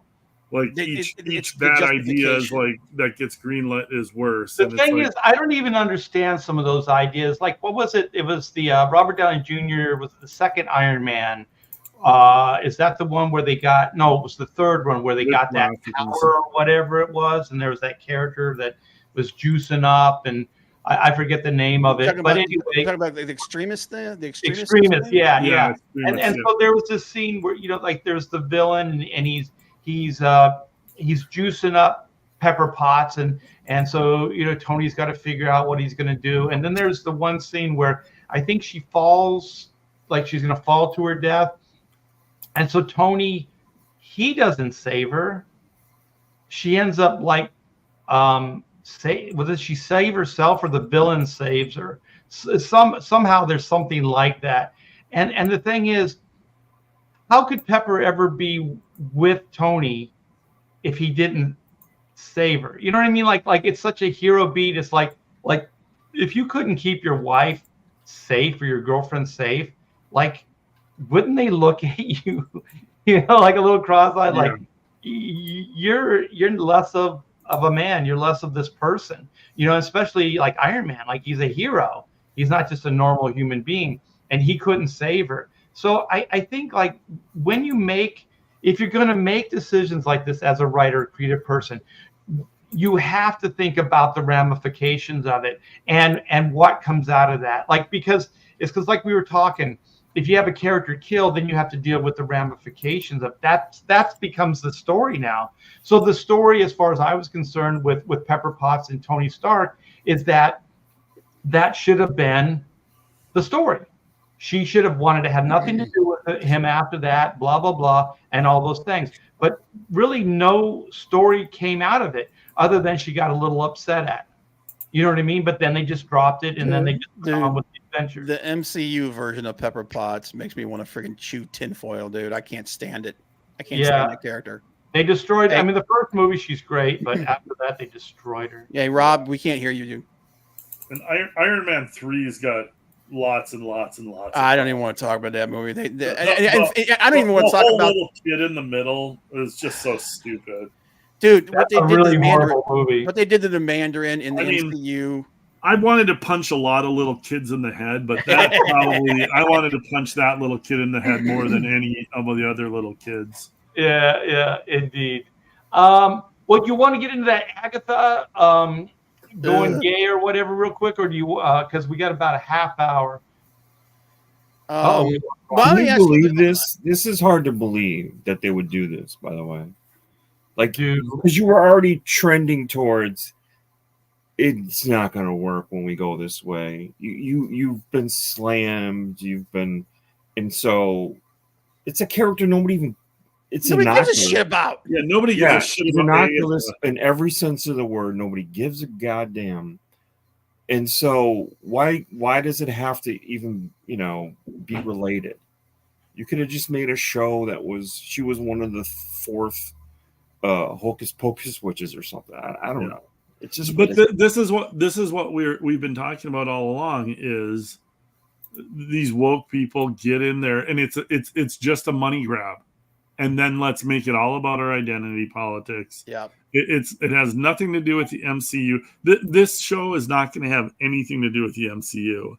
No, it's a who cares. This stuff got approved 3 years ago. Disney is already slashing all of these shows because they're not making any money. Disney Plus has been a failure for them. I mean, the Acolyte, even some of the okay Star Wars stuff and okay Marvel Universe Disney Plus stuff, none of it's making money. They're bleeding subscribers, and all the money they've dumped in these shows has been losses. And then you have Deadpool come along and make $1 billion. And I don't think the budget was massive on that. They didn't have a lot of CGI stuff. That was Hugh and Ryan Reynolds prancing through some desert scenes, throwing a couple people with costumes, and have funny writing that everybody can relate to. Like they showed them, they reminded Marvel and Disney how to make money, and all this other shit has just been money grabs by woke people. Right, but let me read this. This headline says it all. And also, it's a little insightful. So this is, I take it this is the actress saying, Agatha all along, Star claims show will be a new chapter for Marvel's queer representation. All right. So she just openly admits that Marvel has a queer representation. They have an agenda. She's saying it right here with this quote. I do think there's a lot of queerness in witches. So that's sort of like trying to be funny after this that. isn't the first thing that they did either. Because one of the characters, and I want to, how the hell they're going to do this? Because in the MCU, the character never existed. He is one of them is Scarlet Witch's son, Wiccan. And and the actors they didn't want me to work out. They wanted me to purposely be a twink. I'm like, that's freaking creepy. You wanted this like guy who's basically a teenage. You wanted a teenage like effeminate little twink. Like, who are you playing to with this? It's freaking. It's just creepy. So this right here says. Oh. Let me read this real quick. Agatha all along, LGBT push. It seems that according to both the star of Marvel's overall strategy push in its release, Agatha all along will strive to represent the LGBTQ community in Marvel's DC or Disney Plus lineup. This has been seen with shows such as Loki and the defunct The Eternals, which features the same-sex kiss in a movie. All right, so what? But they're openly admitting this stuff now. I mean, this is like they're not even trying to hide it. Well, that this is agenda. It worked so well for the Acolyte. Yeah, I mean, they were bragging about how they were the gayest Star Wars ever, and now this one is bragging about that they're going to be the gayest Marvel movie ever. So. Yeah, good luck with that. Good luck with that. And this whole thing with like applying like the gay LGBTQ to a thing that like why are witches suddenly supposedly all gay and lesbian? Mm-hmm. It's like, anybody remember Bewitched? Anybody remember like aren't like witches are supposed to be either kind of creepy, and scary. Or like what? Where did the homosexuality and the LGBTQ thing come from? Agenda. Well, they say like it's representation, but wouldn't it be playing it against? Like doing something like Bewitched, do it like a domesticated, like witch type of situation. I guess they kind of did that with what was it called? The Scarlet Witch. What was that series called? WandaVision. WandaVision. Yeah, thanks. So they kind of did. They already did that, but the thing is, it's not original anymore. Wait, once you go, oh, this is going to be headline grabbing. Oh, the main characters could be queer. That's all you do. You've just done beating it to for the last death. 4 or 5 years. Like it's not new or original anymore. No, it's just beating it to death, and that's that. There was that whole thing where there's like, well, the character's coded this way. I'm like, the hell are you talking about? What do you mean coded this way? Like you're reading like it. Basically, it's they're so desperate to push this thing into it that they're reading into anything like if the character is even remotely like anti-establishment or anything like that, or outside the norm. If you're outside the norm, you're automatically this. And it was just like, but the thing that I'm looking at is like, after what just happened with the Acolyte, why would you push this? Because it's already like they have these shows loaded a couple of years in advance. Like the production on all this stuff was locked and loaded 2 years ago at the bare minimum. Acolyte. I remember them talking 3 years ago about how the Acolyte is going to blow up Star Wars because it's going to be so out there and like Star Wars fans aren't going to be able to handle this whole. And what did it do? It crashed and burned. And I mean, this like nobody was going to watch Agatha all along to begin with. Yeah, and this was a spin-off off of the Scarlet Witch show that nobody cared about. This is a character nobody cares about. It's not tied in tightly with the MCU, and now they're like slapping the whole gay thing all over it. Like this is instant. Like dead at arrival. Dead it And then- around. Yeah. The thing And that the I thing never is that they had an interesting premise with that WandaVision. And what they should have done is like maybe make that Agatha, they were going to still bring that character in, you know, the pesky neighbor like in Bewitched or whatever, but make her like the red herring, make her like the distraction, like you think she's the bad guy, but really the bad guy is Scarlet Witch, which Well, is, yeah. which is well, in really the end, that's what happened. We right, learned. but that's the way it should have been written, but it wasn't written that Well- way because they tried to make it like, oh well, she's still the hero, like oh, Scarlet Witch didn't know what she was doing. She enslaved all those people. She mind wiped them. She did some horrible, horrible, horrible things to human beings, right? And she could warp reality. That is what she did. Was a villain. These are villain traits. Yeah. Everything Oh, that yeah. she did in that movie, Well, that series, she was a bad guy. So I thought what there should have been is her upcomings in that series. Instead, they try to like bring it over into Doctor Strange or whatever. yeah. They tried to do that, but even still, it was watered down. They shouldn't have shied away from it. She should have been a fucking villain. Like, can you imagine her going into an Avengers film or something like that? Like, she could warp reality. Like all this multiverse shit, all that. Who cares? And She they could should have done. They she should could do have it like done. that. They should have done the Chthon Mount Wundagore storyline. Is what they should have done. Because I remember. Because here's the thing. At the end of WandaVision, everybody like they try to make it out. Oh, everybody loved it, and then no, everybody was pissed when she was revealed to be the villain. When Agatha Harkness was revealed to be the villain, because everyone thought it was Mephisto. Yeah. Everyone thought it was Mephisto, and Yeah, that it was everybody tied thought into the Mephisto dark was gonna hole. show up at the end there. Yeah, they thought Yeah. they thought that that she if like was going to end up being a good guy or something that was trying to help her or something, and that the whole thing was tied into that storyline, that original storyline with Mephisto and Chthon and the Darkhold. Yeah. And how Wanda gets in, like the whole thing about that storyline was like Chthon's trying to get reborn on Earth through Wanda, and that's how she gets corrupted. So they What all the I comic would've stuff, done- that's what they're gonna do. Yeah, what I would have done is I would have had like the realization that Scarlet Witch was pure, like she was evil. Everything that she was doing was bad, but she didn't really understand it 100%. So one of the things about Agatha Harkness is that she was like a mentor Yes. to Scarlet Witch. Like what's that? She was I kinda got like an one, I got one thing, Art. It's Yes. just a quick note off of what Bob was talking about and what you're talking about.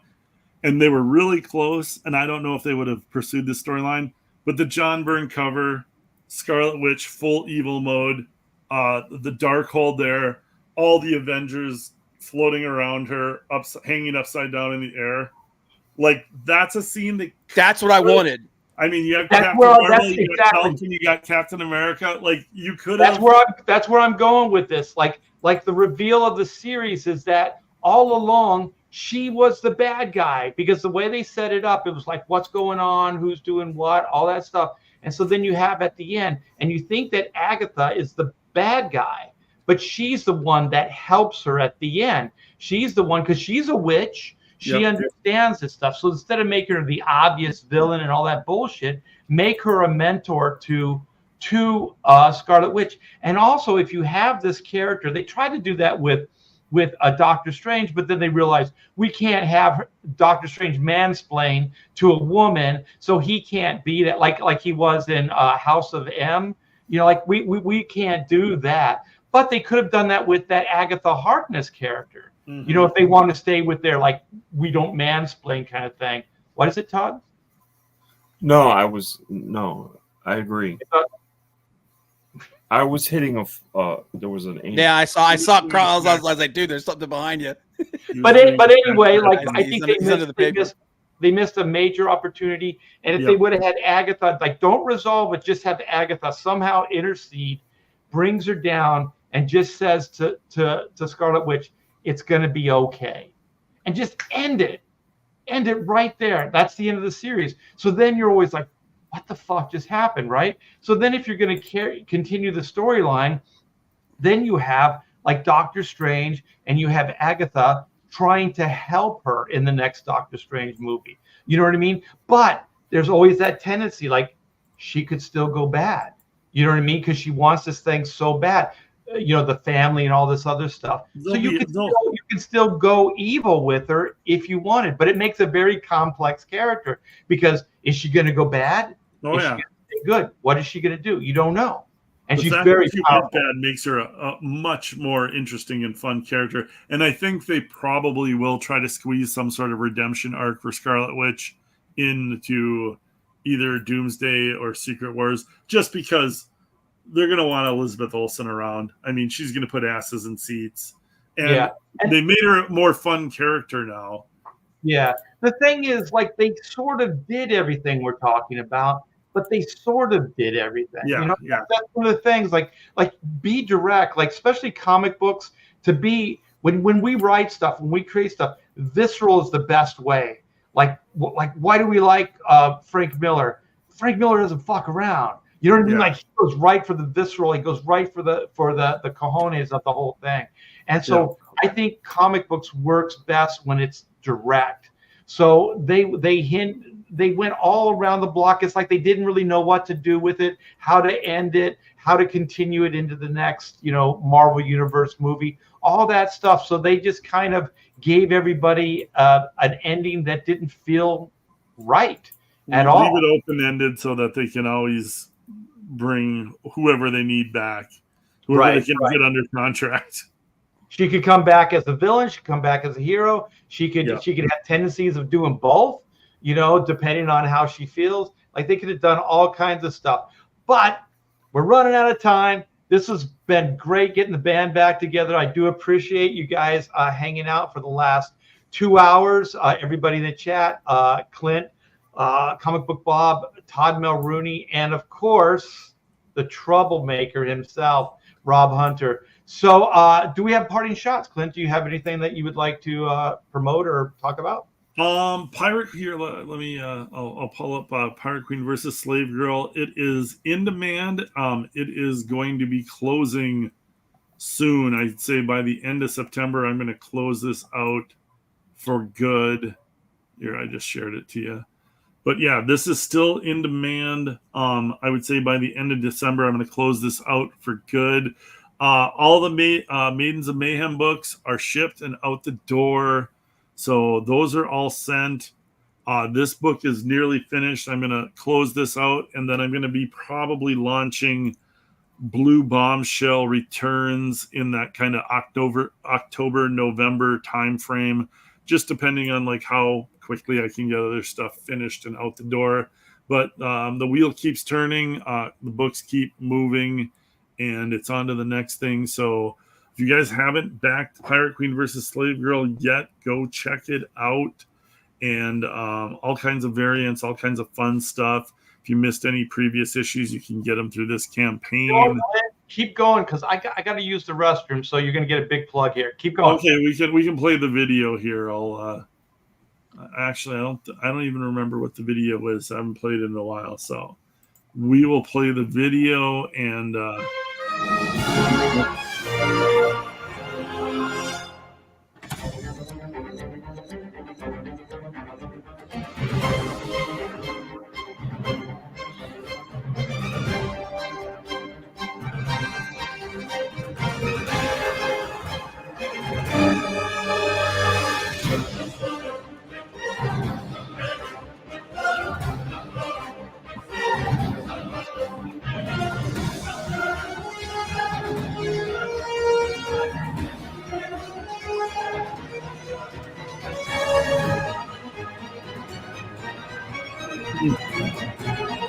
Classic.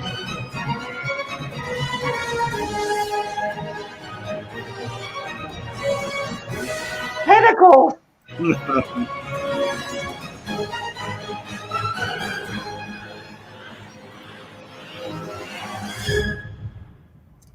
Sci-fi action adventure with two hot babes. What more could you want? So yeah, this is gonna be closing out by the end of September here, and it's already 9/11. It's 9/11. Yeah. So yeah, we did, I forgot. We should have mentioned 9/11. Yeah, it's kind of crazy, but yeah. So closing out, back it while it's still in demand, and otherwise after that it's going to be gone, and you can get the entire Pirate Queen saga in here if you missed any of the books. So yeah, go check it out on Indiegogo. It looks great. We got Bob's putting the links, so you guys click that link, go over, like Thanks, what you Bob. see, back a book today. Clint is going to be closing this thing out. Did you say later this month? But by the end of September, I'm going to have this book closed Okay. out. Because then I'm going to be launching Blue Bombshell shortly after. So you guys, your window is narrowing. So if you've wanted to back that book, do it tonight. Get out, do it. Jump on board. Yeah. So Todd, what do you got for us? I can show you a card I just did. Cards. Give me a second. Card. I want to see cards. Cads. Cads. Cads.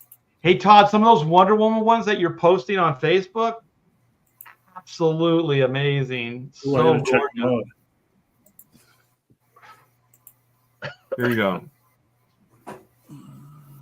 Yeah, that's the one. Yeah. Oh wow. Jeez. That's So there's crazy. a waterfall and some, spray and some structures back there. There's even a church back there. Dude, that is a lot of crazy rock. detail on a card. Yeah. And the coloring is insane. If somebody wants one of these cards, how do they get one? This one, if you want it, is available, and just contact me through social media. Just because that's a regular size card, right? I put them on eBay, but I'd rather deal directly because I lose. That's what I was wondering, is if you put some of your cards on eBay, because I know there's a decent market there too. Someone just bought my entire inventory, by the way. Oh, nice. That's awesome. Springs. Yeah. Wow. So I have like 2 cards on eBay total. Now you gotta get to work again, right? You gotta build your inventory back. I see why though. Todd, like these cards are insanely, they're just gorgeous. I mean, that's a cover, that's a splash page. Yeah. So that's just me noodling around and kind of messing around, like some ivy that's hanging and whatever. It's just it's a lot of nonsense that makes sense. It looks awesome. Thank you. Yeah, it's really good. So if you guys want Todd's social media, just go there and just open up a conversation with Todd and ask him what he's got, and if ask him what he's wearing. Yeah, what he's wearing, what he isn't wearing. Do you or can they get commissions too, Todd? Can they get commissions? Oh yeah, I do commissions, and I usually do I'll be honest. I usually do the first card for people, like, it's the first one you bought. It's around 50. No, Jesus, that's a steal. This Wonder Woman, because there's something I don't like about it, is about 60. That's not bad. That's crazy cheap. And for that, yeah. And there's when I say that I kind of do my cards, if I like everything about it, then I'm looking for 70 plus. But if there's something I don't like, I kind of feel like I'm going to bring this down a little bit. Todd's got his own was the CGC rating code for his own art. If I execute everything perfectly, then I expect to get top price for it. Oh yeah. If I don't, absolutely. And you may not see it, but if I were to go around from card to card and point it out, you'd go, "Oh yeah, I see it." It's weird. I have some artwork that it's like, it's talking heads, or there's not a lot happening, but I just like it. I mean, sometimes I'll charge more just because I don't really want to sell it, kind of thing, because it means something to me. Right. Or just there's this face that's beautifully drawn, or there's something that's there that I just don't want to give it up. So yeah, I understand. And then some of the stuff that it's like, this is a great page. I didn't really feel it on this page. Sell it for next to nothing. Just get it out of here. I'm tired of looking at it. So Bob, what do you got? You got a parting shot? Nah. How about you?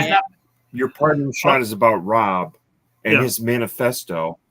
that he's about to drop, but as long as he gives us a warning before he drops it, we're good. Yeah, we got to make sure we get out of his way. Plus, Bob had all our Right. content tonight, so Bob's done enough work. Yeah. My back hurts from holding this show up. Yeah. All right, you guys. This is the reason for the season. This is Oodles of Doodles and other stuff too. We are in demand, so our 2 months of live is gone. We did exceptionally well. 14,712, 115 backers. Thank you guys for the support and thank you for the backing. There is plenty of room for more backers. And let me play this amazing video by Shanthan Jetty. Art T-Bear's Oodles of Doodles and Other Stuff Too is a 60-page, 9x12 hardbound book that will be printed on thick glossy stock paper and is a compilation of artwork from award-winning artist, Art T-Bear. This book is filled with images that come from Art's Marvel, DC, Image, and Comicsgate work. That includes convention doodles, commissions, creator-owned IPs, and pop culture subjects that Art has brought to life with his masterful draftsmanship. Art T-Bear's signature style is both lyrical and meticulously realized. The mastery of craft, seen in his work, owes itself to his 40 years in the comic industry, as well as viewing life through his own love of the art form itself. Fans of art prints have the opportunity to back one or both of the mini print tiers. Both are stunning collections of work that you can back individually or together as a bundle. Art T-Bear's Oodles of Doodles and Other Stuff Too. Back it now on Indiegogo. Do it now. Yeah, you guys. So I'm not sure how long it's going to be in demand. It could be a very short period of time. It could be a long period of time. It just depends on. I've never ran 2 campaigns at the same time. So Black and White Volume 3 is going to launch in October. So I'm just not sure. Between my wife and I, we pretty much run this whole show. So we're gonna play it as we feel it. How if we're getting overwhelmed or whatever. So just know that. But there's plenty of room for more backers. This is my art book. Is oversized. Is 9x12, and it was originally 60 pages. But with this stretch goal, this 14K stretch goal having been met, we got 4 new pages. So congratulations on that, you guys. You got now a 64-page book. And we got a quote from a living legend, Kevin Nolan. Here's some of the interiors, which you saw in the video. And then here it is. This is the pit print, only in 2 tiers. You can get it in the pit tier and in the jam tier. That's everything with head sketches and all that other good stuff. So you guys, link is in the description. Back it today, back it now. And this book is done, you guys. I just finished up the files today. So this book is going out to the printers ASAP. All the prints are going to the printer as well. And so we should have that within a short period of time, probably a month, I think, turnaround. So we should cross your fingers, be shipping before Christmas time. So if you're looking for a cool Christmas present for a loved one that's into comic books, this could be the present right there. I also have something a little special. These are some of the pages that I've been putting together. So this is a little preview. This goes beyond the Indiegogo page. So I just added this Wolverine to the book. That's sexy. Yeah. Sweet. So we got Ivan Nunez, who is a very, very in-demand colorist. I got hooked up with that guy, and he just killed it on this Wolverine. My favorite is just the Sentinel in the background. Actually. Yeah, the big Sentinel head. Yeah, that's sweet. That's my favorite part of this piece. I just like robot carnage, you know. I like killing robots. Robots. And so here's another page. So this is kind of half the original, because this is a second printing, you guys. The first printing completely sold out, but this second printing is going to have a lot of new artwork. And so I just wanted to show some of that off. So this Spawn piece has been added. So it was a condoodle that I put together. And so it's featured in the book now. And then we have Aaron Lopresti, Garbage Man, which was a commission. Nice. So that has been added to the book as well. So you can see there's a lot of different styles represented in the book. So a lot of different sides of my creativity. And so there's a lot of surprises, cool stuff.